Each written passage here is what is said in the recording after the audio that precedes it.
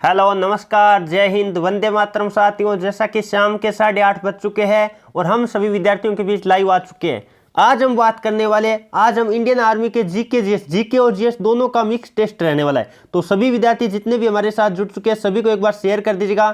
GK और GS के पूरे हम 30 प्रश्नों की चर्चा करने वाले हैं। बहुत ही शानदार आज का सेशन होने वाला है और आज के सेशन में सभी विद्यार्थियों को मैं कहूंगा 25+ का टारगेट लेकर चलना है। बहुत ही शानदार आज का सेशन होने वाला है। जो भी विद्यार्थी इंडियन आर्मी की तैयारी करे, भले वो किसी भी ट्रेड की तैयारी करो, उन सभी को ये टेस्ट ईमानदारी से लगाना है ताकि आपको पता चल पाए आपका कंपटीशन कैसा है। चलिए बिना देरी कि आज के सेशन की हम शुरुआत करने वाले हैं। पहला क्वेश्चन आपके सामने लेंगे और सभी विद्यार्थी साथ साथ लाइव चैट में जवाब देते ना, ताकि हमें पता चल पाए कौन कौन विद्यार्थियों के क्वेश्चन सही हो पाते हैं। चलिए बिना देरी के आज के सेशन की शुरुआत करते हैं। पहला क्वेश्चन आपके सामने लेते हैं। जल्दी से सभी विद्यार्थी क्वेश्चन नंबर 1 का जवाब देने की कोशिश करिएगा।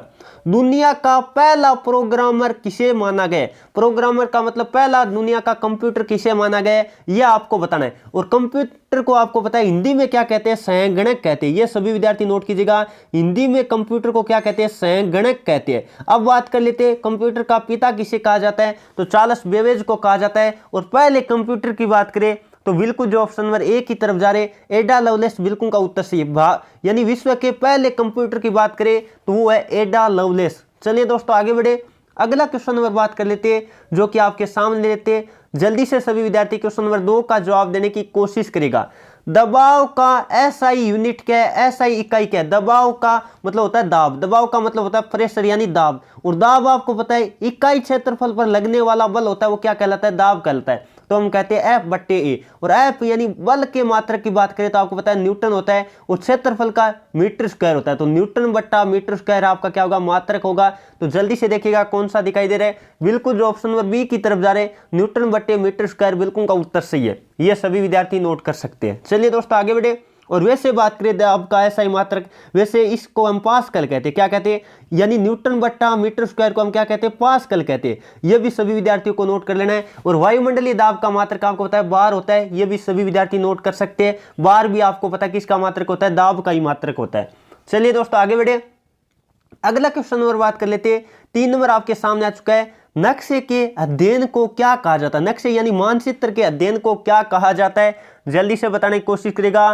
तो मानचित्र के अध्ययन को क्या कहा जाता है? मानचित्र कला, या बात कर लेते हैं क्या कहा जाता है? कार्टोग्राफी कहा जाता है। बिल्कुल जो ऑप्शन नंबर सी की तरफ जा रहे कार्टोग्राफी, और हिंदी में कहे तो मानचित्र कला कहलाता है। यह सभी विद्यार्थियों को नोट कर लेना है, कई बार पूछा गया है। और भूमि का अध्ययन क्या कहलाता है? जियोग्राफी कहलाता है, आपको पता होगा, यानी भूगोल कहलाता है। चलिए दोस्तों आगे बढ़े, अगला क्वेश्चन और बात कर लेते हैं जो कि आपके सामने लेते हैं। 4 नंबर क्वेश्चन आपके सामने आ चुका है। Indira Gandhi memorial tulip garden कहाँ स्थित है? यानी आपको गार्डन के बारे में बात करें, Indira Gandhi memorial tulip garden कहाँ स्थित है? तो ये आपको पता होगा जम्मू कश्मीर में है। और जम्मू कश्मीर में बात करें श्रीनगर में है। तो बिल्कुल जो ऑप्शन नंबर डी की तरफ जा रहे हैं श्रीनगर बिल्कुल का उत्तर सही है। और श्रीनगर को आपको पता होगा, यदि मैं बात करूं कौन सी नदी के किनारे बसा है, तो झेलम नदी के किनारे बसा है। यह भी सभी विद्यार्थियों को नोट कर लेना है। और मैसूर का सुल्तान किसे कहा जाता है, या मैसूर का शेर किसे कहा जाता है? तो टिप्पू सुल्तान को कहा जाता है। यह भी सभी विद्यार्थी नोट कर लीजिएगा। और दार्जिलिंग किसके लिए प्रसिद्ध है? तो चाय के लिए प्रसिद्ध है। यह सभी विद्यार्थियों को पता होना चाहिए।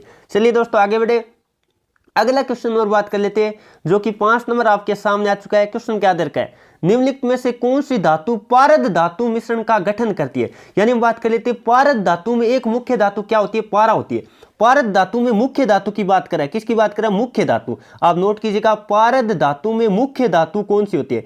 तो मुख्य धातु की बात करें तो आपको पता है पारद धातु वही होगी जिसमें क्या होगा? पारा होगा। तो मुख्य धातु की बात करें पारा, और पारा के साथ कोई अन्य धातु मिलाई जाती है तो उसे हम पारद धातु कहते हैं। क्या कहते हैं? पारद धातु मिश्र धातु होती है। ये सभी विद्यार्थियों को नोट कर लेना है। तो बिल्कुल जो ऑप्शन नंबर ए की तरफ जा रहे, और पारे का प्रतीक क्या होता है? Hg होता है, जिसे मरकरी भी कहते हैं। और आपको पता होगा ये सामान्य ताप पर आपको पता होगा द्रव अवस्था में पाई जाने वाली धातु है। अब बात कर लेते हैं, एक इंपॉर्टेंट क्वेश्चन बनता है, पारद धातु यानी पारा किसके साथ हम बात कर लेते हैं? अमलगम नहीं बनाता है। अमलगम क्या होता है? आपको पता है अमलगम में हम बात कर लेते हैं पारे के साथ कोई अन्य धातु मिलकर कोई मिश्रण बनाती है तो उसे कहते हैं हम अमलगम। क्या कहते हैं? अमलगम। तो याद रखिएगा लोहा, यानी लोहा क्या मतलब?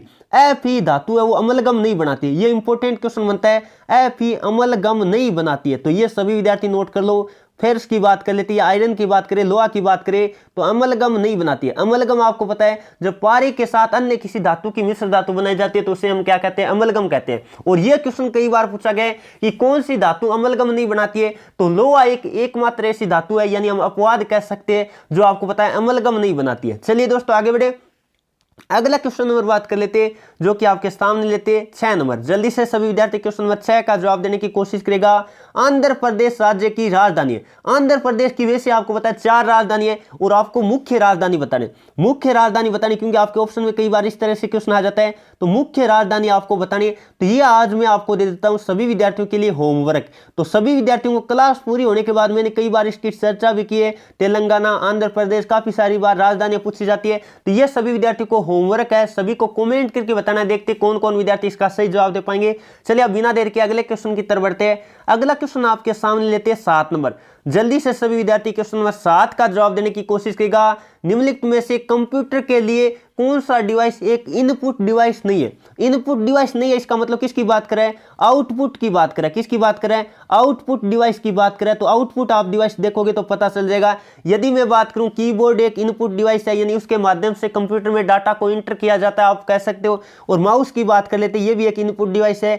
यदि मैं स्कैनर की बात करें, स्कैनर के द्वारा भी आपको पता है डाटा का क्या किया जाता है, हम बात कर लेते हैं बाहर से अंदर डाटा लिया जाता है। इसका मतलब मॉनिटर होता है, वो आउटपुट डिवाइस होता है। मॉनिटर की बात कर लेते हैं तो ये क्या होगा भाई, आउटपुट डिवाइस होगा। सभी विद्यार्थियों को नोट कर लेना है, क्योंकि ये मॉनिटर होता है, आपको पता है अंदर के डाटा को हमें प्रदर्शित करता है, यानी बाहर क्या देता है, आउटपुट। हम कहते हैं ना क्या आउटपुट आएगा, क्या इनपुट जाएगा और क्या आउटपुट आएगा। इनपुट का मतलब अंदर लेने वाला, जो हम बात कर लेते हैं कंप्यूटर के अंदर डाटा को डालने वाला होता है, जैसे कीबोर्ड हो गया, माउस हो गया, स्कैनर हो गया, वही तो डालने वाला होता है। और बाहर यानी आउटपुट का मतलब बाहर जो परिणाम देता है उसे कहते हैं आउटपुट। तो आउटपुट आपको पता है कई सारे होते हैं, जैसे प्रिंटर होता है तो वो आउटपुट डिवाइस होता है, क्योंकि वो हमें बाहर परिणाम देता है। जैसे कोई भी हम बात कर लेते हैं प्रिंट करना चाहते हैं तो वो प्रिंट कर देता है। और मॉनिटर आपको पता है एक टीवी जैसा स्क्रीन होता है कंप्यूटर में, उसे मॉनिटर कहते हैं, जिसके माध्यम से हम जो भी इंटर करते हैं डाटा वो आपको प्रदर्शित करता है। ये सभी विद्यार्थियों को नोट कर लेना है। चलिए दोस्तों आगे बढ़े, अगला क्वेश्चन नंबर बात कर लेते हैं। 8 नंबर आपके सामने आ चुका है। 2016 का जो ग्रीष्मकालीन ओलंपिक हुआ था उसमें मेजबानी कौन सा शहर ने की थी, यानी कौन से शहर ने मेजबानी की थी, जल्दी से बताने की कोशिश करेगा। तो 2016 में बात कर लेते हैं रियो डी जेनेरिया, बिल्कुल जो ऑप्शन नंबर डी की तरफ जा रहे, रियो डी जेनेरिया बिल्कुल का उत्तर सही है। और ये आपको पता होगा ब्राजील का एक शहर है। किस देश का शहर है, ब्राजील का एक शहर है। और यहां से कई सारे इंपॉर्टेंट में फैक्ट आपको बताने वाला हूं। ब्राजील की बात कर लेते हैं, विश्व में सबसे ज्यादा कॉफी उत्पादक देश की बात करें तो वो ब्राजील है। अब बात कर लेते हैं रियो डी जेनेरिया में हम बात कर लेते हैं पृथ्वी सम्मेलन हुआ था। क्या हुआ था, जल्दी से सभी विद्यार्थी नोट कीजिएगा। और पृथ्वी सम्मेलन कब हुआ था, ये कमेंट करके सभी विद्यार्थियों को बताना है कि पृथ्वी सम्मेलन कब हुआ था। पृथ्वी सम्मेलन की बात कर लेते हैं तो कब हुआ था, वो हुआ था आपको पता होगा 1992 में। 1992 में आपको पता है रियो डी जेनेरिया शहर में हुआ था ब्राजील के, यानी विश्व पृथ्वी सम्मेलन की बात करें तो 1992 में हुआ था। ये क्वेश्चन कई बार पूछा गया तो सभी विद्यार्थियों को नोट कर लेना है। और 2020 का हम बात कर लेते हैं ओलंपिक हुआ था, वो आपको पता है 2021 में हुआ था, जो कि टोक्यो में हुआ था। ये सभी विद्यार्थियों को नोट कर लेना है। चलिए दोस्तों आगे बढ़े, अगला क्वेश्चन और बात कर लेते हैं, जो कि 9 नंबर आपके सामने आ चुका है। भारत का प्रधानमंत्री बनने के लिए न्यूनतम उम्र क्या होनी चाहिए। तो भारत का प्रधानमंत्री एक लोकसभा का सदस्य होता है और लोकसभा सदस्य के लिए न्यूनतम आयु होती है 25 वर्ष। तो बिल्कुल जो ऑप्शन नंबर ए की तरफ जा रहे बिल्कुल का उत्तर सही है। और यदि मैं बात करूं राज्यसभा के सदस्य के लिए न्यूनतम आयु तो 30 वर्ष होती है। और राज्यपाल और राष्ट्रपति के लिए न्यूनतम आयु की बात करें तो 35 वर्ष होती है। यह भी सभी विद्यार्थियों को नोट कर लेना है। चलिए दोस्तों आगे बढ़े, अगला क्वेश्चन नंबर बात कर लेते हैं। 10 नंबर आपके सामने आ चुका है, कई बार रिपीट होने वाला क्वेश्चन है। सोनार का पूरा नाम बताओ। सोनार के पूरे नाम की बात करें तो साउंड नेविगेशन एंड रेंगिंग होता है। क्या होता है, साउंड नेविगेशन एंड रेंगिंग होता है। तो बिल्कुल जो ऑप्शन नंबर बी की तरफ जा रहे हैं, साउंड नेविगेशन एंड रेंगिंग। बाकी आप देखोगे साउंड इसमें न्यूट्रलाइजेशन दे रखा है, बिल्कुल गलत है। आगे रेंगिंग तो दे रखा है, लेकिन ये वाला क्या हो गया, गलत हो गया। अब बात कर लेते हैं आगे, आप कोई भी देखोगे साउंड नेविगेशन एंड रीचिंग दे दिया, इसका मतलब ये गलत हो गया। आप ऑप्शन देखोगे अपने आप पता चल जाएगा। साउंड न्यूट्रलाइजेशन हो गया, इसका मतलब गलत हो गया। आगे रीचिंग दे रखा है, ये भी गलत है। तो इसका मतलब ऑप्शन नंबर आपका बी वाला राइट होने वाला था। चलिए दोस्तों आगे बढ़े, अगला क्वेश्चन नंबर बात कर लेते हैं, जो कि 11 नंबर आपके सामने आ चुका है। निम्नलिखित में से कौन सी गैस अकीरिय गैस नहीं है? अकीरिय गैस नहीं है, इसका मतलब हम बात कर लेते हैं अकीरिय गैस को और किस नाम से जानते हैं। सभी विद्यार्थी नोट कर लो, अकीरिय गैस को उत्कृष्ट गैस भी कहते हैं। अकीरिय गैस को क्या कहते हैं? उत्कृष्ट गैस भी कहते हैं। और क्या क्या कहते हैं वो बता देते हैं, या फिर नोबेल गैस भी कहते हैं। क्या कहते हैं? नोबेल गैस भी कहते हैं। ये सारे के सारे नाम आपको पता होना चाहिए। नोबेल गैस, उत्कृष्ट गैस, इस तरह से आप कह सकते हैं। यानी क्रिया नहीं करने वाली गैस होती है, आपको पता है हीलियम हम बात कर लेते हैं, अकीरिय गैस है, बिल्कुल है। नियोन भी है और रेडोन भी है, इसका मतलब कौन नहीं है? तो बिल्कुल जो ऑप्शन नंबर सी की तरफ जा रहे हैं, हाइड्रोजन, बिल्कुल का उत्तर सही है। हाइड्रोजन एक अकीरिय गैस नहीं है, ये सभी विद्यार्थियों को नोट कर लेना है। हाइड्रोजन को आपको पता होगा अवारा तत्व कहा जाता है। आपके कई बार एग्जाम में क्वेश्चन आ जाता है अवारा तत्व किसे कहा जाता है, तो हाइड्रोजन को अवारा तत्व कहा जाता है। चलिए दोस्तों आगे बढ़े, अगला क्वेश्चन नंबर बात कर लेते हैं। 12 नंबर आपके सामने आ चुका है, विश्व एड्स दिवस कब मनाया जाता है? क्वेश्चन आपको क्या दे रखा है, विश्व एड्स दिवस कब मनाया जाता है? तो ये सबको पता होगा 1 दिसंबर को विश्व एड्स दिवस मनाया जाता है। तो बिल्कुल जो ऑप्शन नंबर डी की तरफ जा रहे हैं उन विद्यार्थियों का जवाब सही है। और आप एक जल्दी से कमेंट करके बताएगा अंतरराष्ट्रीय महिला दिवस कब मनाया जाता है? आपके ऑप्शन में दिखाई भी दे रहे हैं, देखते कौन कौन विद्यार्थी इसका सही जवाब दे पाएंगे। तो अंतरराष्ट्रीय महिला दिवस जल्दी से सभी विद्यार्थियों को कमेंट करके बताना है। अगले क्वेश्चन की तरफ बढ़ते हैं। अगला क्वेश्चन नंबर बात कर लेते हैं, 13 नंबर आपके सामने आ चुका है, इसरो द्वारा निर्मित पहला, हम बात कर लेते हैं भारत का बात कर लेते हैं, क्योंकि इसरो आपको पता है भारत का जो हम बात कर लेते हैं अंतरिक्ष अनुसंधान केंद्र को कहते हैं। तो उसके द्वारा हम बात कर लेते हैं पहला मानव रहित उपग्रह कौन सा है? तो ये आपको पता होगा आर्यभट्ट है। और आर्यभट्ट की बात कर लेते हैं तो भारत के हम बात कर लेते हैं गणितज्ञ थे जिन्होंने शून्य की खोज की थी। शून्य की खोज किसने की थी? भारतीय गणितज्ञ आर्यभट्ट ने की थी। ये सभी विद्यार्थियों को नोट कर लेना है। तो बिल्कुल जो ऑप्शन नंबर ए की तरफ जा रहे हैं बिल्कुल का उत्तर सही है। और आर्यभट्ट हम बात कर लेते हैं कब लॉन्च किया गया, ये भी आप कमेंट करके जल्दी से बता सकते हैं। देखते कौन कौन विद्यार्थी सही जवाब दे पाएंगे। तो आर्यभट्ट को आप सभी विद्यार्थियों को नोट कर लेना है, 1975 में लॉन्च किया गया था। चलिए दोस्तों आगे बढ़े, अगला क्वेश्चन नंबर बात कर लेते हैं। 14 नंबर आपके सामने आ चुका है, भारत की राजधानी किस शहर से दिल्ली लाया गया? तो आपको पता है दिल्ली से पहले भारत की राजधानी क्या था? तो कलकत्ता था। पहले कोलकाता का नाम कलकत्ता था। और कलकत्ता की बात कर लेते हैं, ये हुगली नदी के किनारे बसा है और जिसे महलों का शहर भी कहा जाता है। ये भी सभी विद्यार्थियों को नोट कर लेना है। चलिए दोस्तों आगे बढ़े, अगला क्वेश्चन नंबर बात कर लेते हैं जो कि आपके सामने आ चुका है 15 नंबर, हमारे वातावरण में कितने प्रतिशत नाइट्रोजन गैस? नाइट्रोजन की बात कर लेते हैं, वातावरण में सर्वाधिक गैस की बात करें नाइट्रोजन है। और वो कितने प्रतिशत है? बिल्कुल जो ऑप्शन नंबर सी की तरफ जा रहे हैं 78%, बिल्कुल का उत्तर सही है। और 2 नंबर पे आती है ऑक्सीजन, यानी O2 होती है। आप सभी विद्यार्थियों को नोट कर लेना है, ऑक्सीजन की मात्रा 21% होती है। चलिए दोस्तों आगे बढ़े, अगला क्वेश्चन नंबर बात कर लेते हैं जो कि 16 नंबर आपके सामने आ चुका है, अंतरिक्ष में यात्रा करने वाला पहला भारतीय कौन सा? अंतरिक्ष में यात्रा करने वाला पहले भारतीय की बात कर लेते हैं तो वो कौन था? बिल्कुल जो ऑप्शन नंबर डी की तरफ जा रहे हैं राकेश शर्मा, बिल्कुल का उत्तर सही। और विश्व का बात कर लेते हैं, अंतरिक्ष यात्री पहले की बात करें तो आप जल्दी से कमेंट करके बताएगा यूरी गागरिन था। और चांद पर जाने वाले विश्व के पहले व्यक्ति की बात करें तो नील आर्मस्ट्रांग था। ये सभी विद्यार्थियों को नोट कर लेना है। चलिए दोस्तों आगे बढ़े, अगला क्वेश्चन नंबर बात कर लेते हैं जो कि 17 नंबर आपके सामने आ चुका है। क्वेश्चन क्या दे रखा है? जल्दी से सभी विद्यार्थी क्वेश्चन नंबर 17 का जवाब देने की कोशिश करेगा। भारत के संविधान के अनुसार निम्नलिखित में से कौन सा एक मौलिक अधिकार नहीं है? मौलिक अधिकार नहीं है, यह आपको बताना। तो ऑप्शन देखोगे आप, जीने का अधिकार एक मौलिक अधिकार है, स्वतंत्रता का अधिकार मौलिक अधिकार है, समानता का अधिकार मौलिक अधिकार है, जबकि देश की रक्षा का अधिकार ये एक मौलिक अधिकार के तहत नहीं है। ये क्या नहीं, एक मौलिक अधिकार के अंतर्गत नहीं आता है। तो बिल्कुल जो ऑप्शन नंबर ए की तरफ जा रहे हैं उन विद्यार्थियों का जवाब सही है। चलिए दोस्तों आगे बढ़े, अगला क्वेश्चन नंबर बात कर लेते हैं। 18 नंबर आपके सामने आ चुका है, आयोडीन की कमी से कौन सा रोग हो जाता है? तो आयोडीन की कमी से आपको पता होगा गेंगा रोग कह सकते हैं, गोइटर रोग कह सकते हैं, इसके अलग अलग नाम है, गंडमाला रोग भी कह सकते हैं। तो बिल्कुल जो ऑप्शन नंबर बी की तरफ जा रहे हैं बिल्कुल का उत्तर सही है। आप सभी विद्यार्थी नोट कर सकते हैं, इसमें गला क्या होता है? सूजकर बाहर आ जाता है। ये सभी विद्यार्थियों को नोट कर लेना है। चलिए दोस्तों आगे बढ़े, अगला क्वेश्चन नंबर बात कर लेते हैं जो कि 19 नंबर आपके सामने आ चुका है, भगत सिंह और हम बात कर लेते हैं उनके साथियों ने, किन्होंने? भगत सिंह और उनके साथियों ने किस घटना का बदला लेने के लिए, यानी किसका बदला लेने के लिए ब्रिटिश अधिकारी सैंडर्स की क्या की थी? हत्या की थी। तो ये क्वेश्चन कई बार आर्मी एग्जाम में आ चुका है। तो ये लाला लाजपत राय की मृत्यु का बदला लेने के कारण, क्योंकि लाला लाजपत राय पर आपको पता है लाठियों के कारण उनकी मृत्यु हो गई थी, लाठी चार्ज करने के कारण। इस कारण आपको पता है भगत सिंह और उनके साथियों ने उन्हीं की मौत का बदला लेने के लिए अंग्रेज सैंडर्स की हत्या की थी। और कई बार क्वेश्चन पहले से भी आ चुका है कि सैंडर्स की हत्या किसने की थी, तो भगत सिंह ने की थी, याद रखिएगा। और भगत सिंह को फांसी कब दी गई थी, जल्दी से सभी विद्यार्थी कमेंट करके बताएगा तो आपको पता होगा। यदि मैं बात करूं भगत सिंह को फांसी कब दी गई, तो जल्दी से सभी विद्यार्थी एक बार कमेंट करके बताएगा। देखते हैं कौन कौन विद्यार्थी सही जवाब दे पाएंगे। तो 23 मार्च 1931 को आपको पता है भगत सिंह को क्या दी गई थी, फांसी दी गई थी। और 23 मार्च को आपको पता है क्या मनाया जाता है, हम बात कर लेते हैं शहीद दिवस मनाया जाता है। यह सभी विद्यार्थियों को नोट कर लेना है। चलिए दोस्तों आगे बढ़े, अगला क्वेश्चन और बात कर लेते हैं। 20 नंबर आपके सामने आ चुका है। निम्नलिखित में से कौन सा मकड़ियों का अध्ययन कहलाता है, मकड़ियों का अध्ययन करने वाला विज्ञान क्या कहलाता है, जल्दी से कमेंट करके बताएगा। तो ये कहलाता है अर्कोनोलॉजी। बिल्कुल जो ऑप्शन में डी की तरफ जा रहे हैं, अर्कोनोलॉजी बिल्कुल का उत्तर सही है।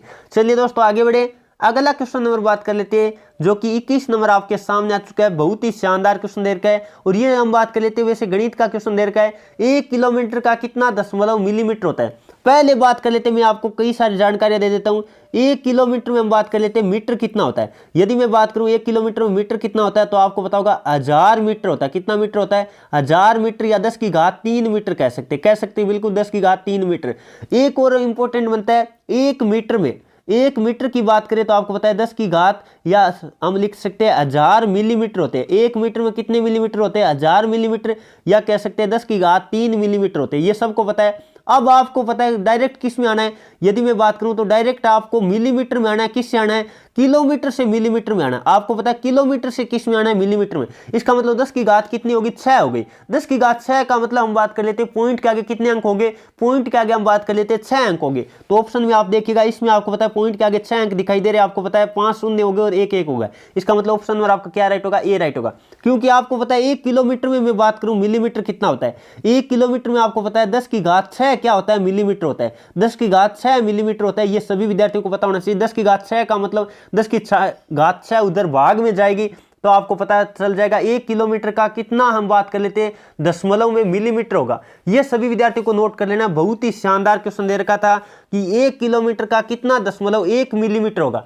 यानी हम बात कर लेते हैं ये मान आपका किलोमीटर में, यानी इतने किलोमीटर के बराबर क्या होगा, आप कहोगे 1 मिलीमीटर होगा। बिल्कुल 1 मिलीमीटर होगा। ये सभी विद्यार्थी कई सारे इसमें कंफ्यूज हो जाते हैं, क्योंकि आपको पता है क्या पूछ रहा है, आपको ये पूछ रहा है कि 1 मिलीमीटर में कितने किलोमीटर हो गए। तो 0.5 टाइम्स 0.1 ये क्या होता है, किलोमीटर होता है। और यदि आपको कहीं 1 किलोमीटर में कितने मिलीमीटर होते हैं, तो 10 की घात 6 मिलीमीटर होते हैं। ये ध्यान रखिएगा, थोड़ी सी आप मिस कर देते हो भाषा पढ़ने में। चलिए दोस्तों आगे बढ़े, अगला क्वेश्चन और बात कर लेते हैं, जो कि 22 नंबर आपके सामने आ चुका है। क्या दे रखा है, दादा साहेब फाल्के पुरस्कार निम्नलिखित में से किस क्षेत्र में दिया जाता है। तो ये तो सबको पता है, सिनेमा यानी फिल्म जगत में दिया जाता है। बिल्कुल जो ऑप्शन नंबर बी की तरफ जा रहे हैं उन विद्यार्थियों का जवाब सही है। और जल्दी से सभी विद्यार्थी कमेंट करके बता दो, पहला दादा साहेब फाल्के पुरस्कार पाने वाले व्यक्ति कौन थे और महिला कौन थी। यह आज आपको कमेंट करके बताना है, क्योंकि मैंने कई बार बता रखा हूं कि कौन महिला थी और कौन पहले पुरुष थे जिन्होंने दादा साहेब फाल्के पुरस्कार प्राप्त किया था।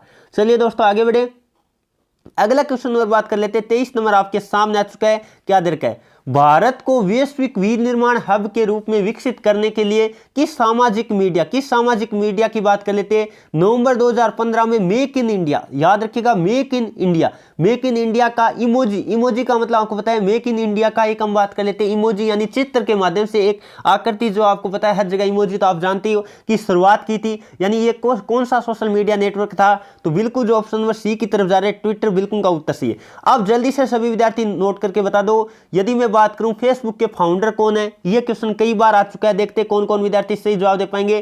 फेसबुक के फाउंडर कौन है, बहुत ही इंपॉर्टेंट क्वेश्चन है, सोशल मीडिया फेसबुक। चलिए दोस्तों आगे बढ़े, अगला क्वेश्चन और बात कर लेते हैं, जो कि 24 नंबर आपके सामने आ चुका है। हिंदी दिवस कब मनाया जाता है, हिंदी दिवस की बात कर लेते हैं, हर साल कब मनाया जाता है। तो जल्दी से बताने की कोशिश करिएगा। 5 जून को तो आपको पता है विश्व पर्यावरण दिवस मनाया जाता है। 2 अक्टूबर को विश्व अहिंसा दिवस मनाया जाता है, यानी अंतर्राष्ट्रीय अहिंसा दिवस मनाया जाता है गांधी जी के जन्मदिन के अवसर पर। अब बात कर लेते हैं 5 सितंबर को आपको पता है शिक्षक दिवस मनाया जाता है। बिल्कुल जो ऑप्शन में डी की तरफ जा रहे हैं, 14 सितंबर हम बात कर लेते हैं हिंदी दिवस मनाया जाता है हर साल। यह सभी विद्यार्थियों को नोट कर लेना है। चलिए दोस्तों आगे बढ़े, अगला क्वेश्चन और बात कर लेते हैं। 25 नंबर आपके सामने आ चुका है।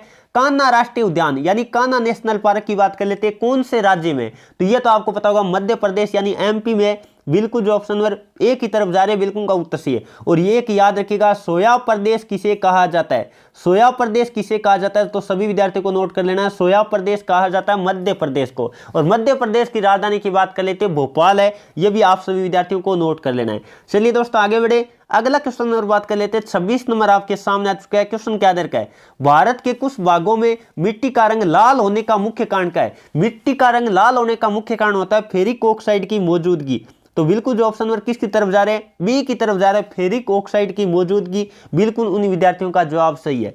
चलिए दोस्तों आगे बढ़े, अगला क्वेश्चन और बात कर लेते हैं। 27 नंबर आपके सामने आ चुका है। अजय जयराम का संबंध किससे? अजय जयराम का संबंध किससे? तो आपको पता होगा वो एक बैडमिंटन खिलाड़ी है। तो बिल्कुल जो ऑप्शन नंबर बी सी की तरफ जा रहे हैं, बैडमिंटन खिलाड़ी, बिल्कुल उनका उत्तर सही है। चलिए दोस्तों आगे बढ़े, अगला क्वेश्चन और बात कर लेते हैं। 28 नंबर आपके सामने आ चुका है। निम्नलिखित में से कौन सी एक वेक्टर मात्रा, वेक्टर का मतलब होता है सदिश, वेक्टर को हिंदी में कहते हैं सदिश मात्रा, सदिश राशि कौन सी है? सदिश का मतलब जिसमें दिशा का महत्व हो, तो इसका मतलब वो कौन होता है? वेग होता है। बिल्कुल जो ऑप्शन नंबर डी की तरफ जा रहे, वेग एक सदिश है। बाकी आपको पता है स्केलर है। स्केलर का मतलब क्या होता है? स्केलर का मतलब क्या होता है? जल्दी से नोट कीजिएगा। स्केलर का मतलब होता है, स्केलर का मतलब होता है अदिश राशि। स्केलर का मतलब क्या होता है? अदिश राशि। तो बाकी सारी की सारी राशियां कौन है? अदिश है। ये सभी विद्यार्थियों को नोट कर लेना है। चलिए दोस्तों आगे बढ़े, अगला क्वेश्चन नंबर बात कर लेते हैं। 29 नंबर आपके सामने आ चुका है। मिल्की वे क्या है? मिल्की वे आपको पता है अंग्रेजी शब्द है, इसका हिंदी में कहते हैं आकाश गंगा। क्या कहते हैं? आकाश गंगा कहते हैं। तो बिल्कुल जो ऑप्शन नंबर ए की तरफ जा रहे हैं उन विद्यार्थियों का जवाब सही है। चलिए दोस्तों आगे बढ़े, अगला क्वेश्चन नंबर बात कर लेते हैं। 30 नंबर आपके सामने आ चुका है। भारत की पहली सार्वजनिक रूप से प्रदर्शित फिल्म राजा हरिश्चंद्र का निर्देशन किसने किया था? तो दादा साहेब फाल्के ने किया था। यह आपको पता है भारत की प्रथम मूक फिल्म थी जो 1913 में रिलीज हुई थी। कब हुई थी? याद रखिएगा 1913 में। राजा हरिश्चंद्र फिल्म कब आई थी? 1913 में आई थी। कई बार पेपरों में पूछा गया क्वेश्चन है। अब बात कर लेते हैं, जल्दी से सभी विद्यार्थी कॉमेंट करके बताएगा इन 30 प्रश्नों में से आपके कितने क्वेश्चन राइट हुए। जिनके भी मैं कहूंगा 25+ राइट हुए, बहुत ही उनकी शानदार तैयारी है। और जो विद्यार्थी ये चाहता है कि टॉपिक वाइज में अध्ययन करना चाहता हूं नोट्स के माध्यम से, तो मेरे नंबर नोट कीजिएगा 9057 16 70 27 9057 16 70 27 पे आप मैसेज कर सकते हैं। आपको हमारी ई बुक का लिंक मिल जाएगा, वहां से आप ऑनलाइन स्टोर से परचेज कर सकते हो। पीडीएफ फॉर्मेट में अपने फोन में डाउनलोड हो जाएगी, वहां से आप प्रिंट आउट निकलवा कर पढ़ सकते हैं। और जिन्होंने अभी तक नहीं ले रखा है उनको लिंक मैंने डिस्क्रिप्शन में भी प्रोवाइड कर दिया और कमेंट बॉक्स में भी दे रखा है, वहां से भी आप परचेज कर सकते हैं। या फिर मेरे को व्हाट्सअप मैसेज कर देना, आपको तुरंत ई बुक का हम लिंक भेज देंगे। चलिए दोस्तों, ये थी आज की क्लास, कैसी लगी जल्दी से सभी विद्यार्थी कमेंट करके बताएगा। उम्मीद करता हूँ आज का सेशन आपको पसंद आया, तो अपने दोस्तों में शेयर कीजिए। और जो विद्यार्थी पहली बार चैनल पे आया था, चैनल को सब्सक्राइब करके बेल आइकन ऑन कर लीजिएगा। चलिए दोस्तों, आज के सेशन को मैं ये समाप्त करता हूँ, फिर मिलते हैं अगले शानदार सेशन के साथ। आज के सेशन को मैं ये समाप्त करता हूँ। Thank you for watching. जय हिंद, जय भारत।